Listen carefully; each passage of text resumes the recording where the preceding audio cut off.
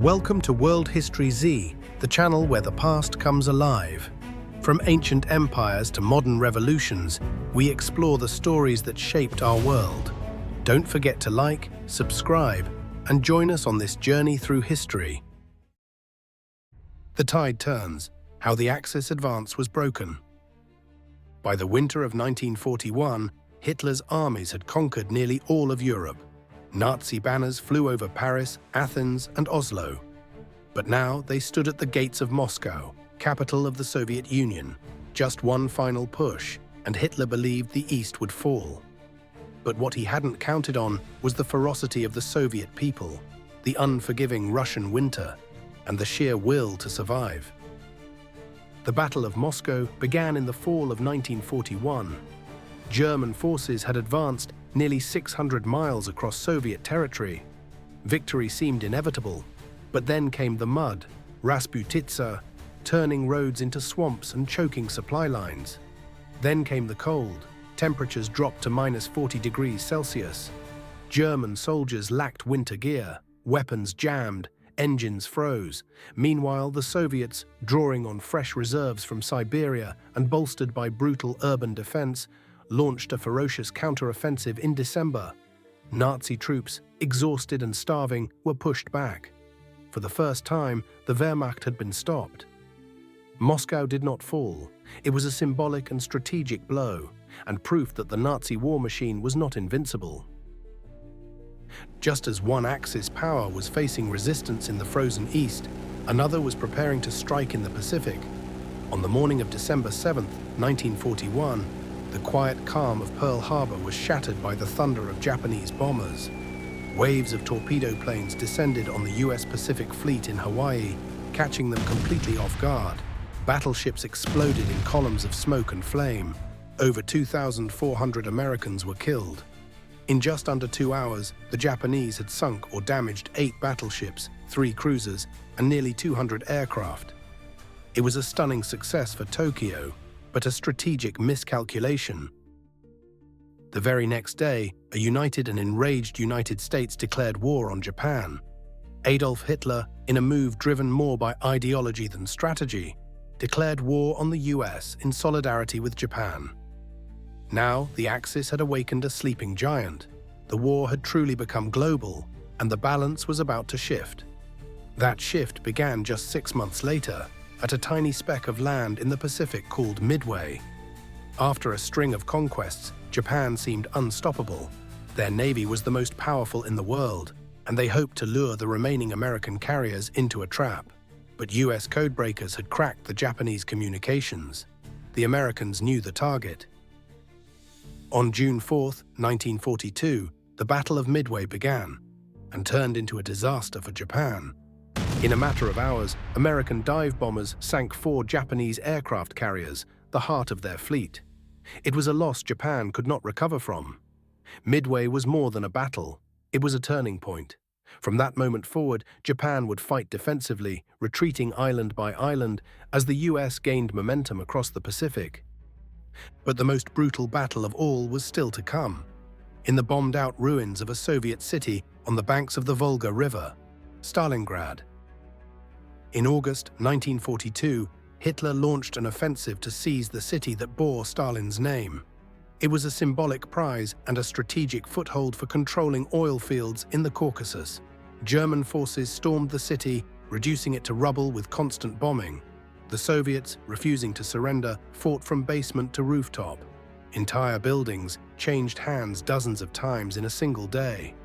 In the dead of winter, the Soviets launched Operation Uranus, encircling over 300,000 Axis troops. Cut off from supplies and freezing, the German Sixth Army was trapped. Hitler ordered them to hold the city at all costs. They obeyed and were annihilated. By February 1943, after months of horror, the remnants surrendered. It was the first major German defeat, and it broke the myth of Nazi invincibility. Stalingrad wasn't just a battle. It was a blood-soaked graveyard for the Third Reich's ambitions. Nearly 2 million casualties made it the deadliest battle in human history. From that point on, the Nazis were in retreat.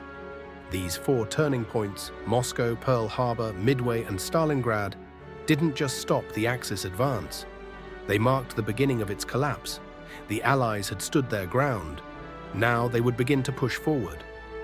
The Allied advance from the desert sands to the heart of Europe.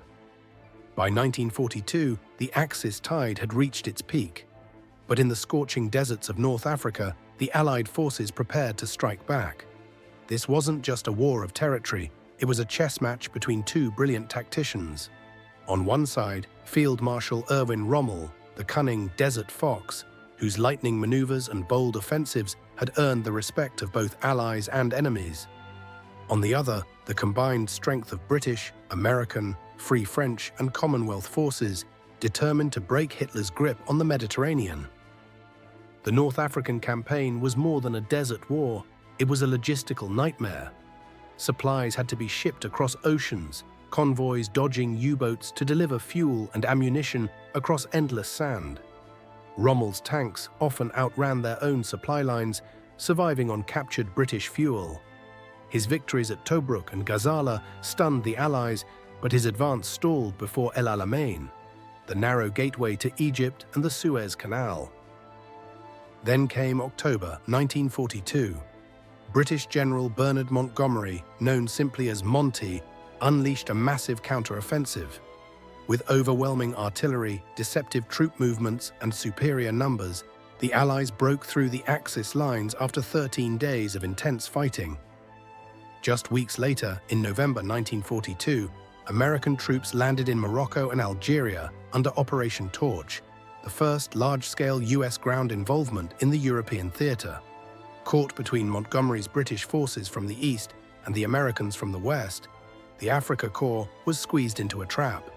By May 1943, nearly 250,000 Axis troops surrendered, as many as at Stalingrad. Hitler had lost Africa. The Allies now turned to the soft underbelly of Europe, Italy. In July 1943, Allied troops stormed Sicily in Operation Husky, using airborne drops and amphibious landings to sweep across the island. Mussolini, once Hitler's boastful partner, was overthrown by his own government just weeks later. But victory came at a price. Germany rushed troops into the peninsula, transforming Italy into a killing ground of mountain warfare.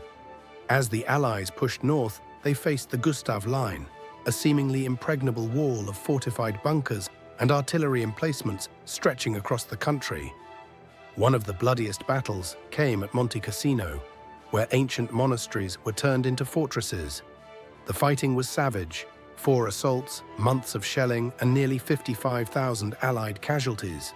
But by June 4, 1944, Rome fell, the first Axis capital liberated. It should have been front-page news. But just 2 days later, the world's attention shifted north to the storm-lashed coast of France. D-Day. At 6:30 a.m. on June 6, 1944, the gates of hell opened across 5 beaches in Normandy: Utah, Omaha, Gold, Juno, and Sword. Operation Overlord had begun.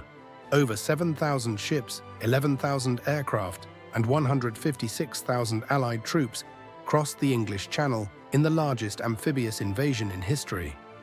Months of planning, deception, and sacrifice hinged on this single day. German Field Marshal Erwin Rommel, now stationed in France, had guessed the landings would come at Pas-de-Calais. Thanks to Operation Fortitude, a massive deception campaign involving fake armies, rubber tanks, and actor soldiers, Hitler believed the real invasion was still to come. So when the Allies hit Normandy, the German response was fragmented and confused. But confusion didn't mean safety. At Omaha Beach, American forces met fierce resistance. MG-42 machine guns raked the sand. Landing craft were torn apart, soldiers drowned under heavy packs. For hours it seemed the landing might fail, but through grit, bravery, and sheer momentum, the Allies broke through. By the end of the day, the beachheads were secured. The Atlantic Wall had been pierced. Within weeks, 1 million Allied soldiers were pouring into France. The push toward Germany had begun. As Allied forces pushed inland, towns fell one by one, but one city loomed larger than any other: Paris.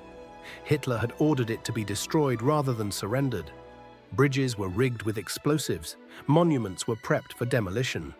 But the German commander in Paris, General Dietrich von Choltitz, disobeyed. He had no wish to go down in history as the man who erased a civilization. Inside the city, the French resistance rose. Saboteurs blew up trains, cut phone lines, and attacked German patrols. And on August 25, 1944, Free French forces, led by General Leclerc, entered the city, followed by American tanks. Crowds erupted in joy. The tricolour flew once more from the Eiffel Tower. From the sun-scorched deserts of North Africa to the beaches of Normandy and the boulevards of Paris, the Allies were no longer resisting. They were reclaiming. The liberation of France wasn't the end, but it marked the beginning of the Axis's end. Hitler's empire was crumbling, and now the road to Berlin lay open. Thanks for watching World History Z, where the past meets the present. If you enjoyed this journey through history, make sure to like, subscribe, and hit the bell so you never miss a new story. Until next time, keep exploring the world of history.